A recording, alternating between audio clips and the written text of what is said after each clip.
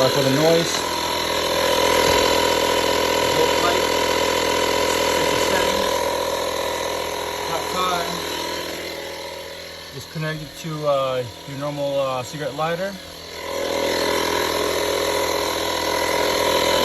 see the set the pressure.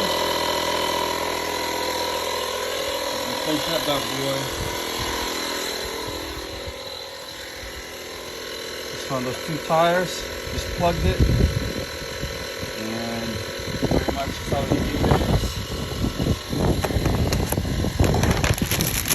is my normal tire repair plugs, your tools,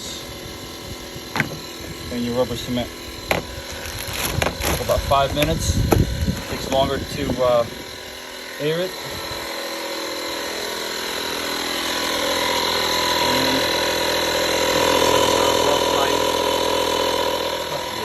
Thank you.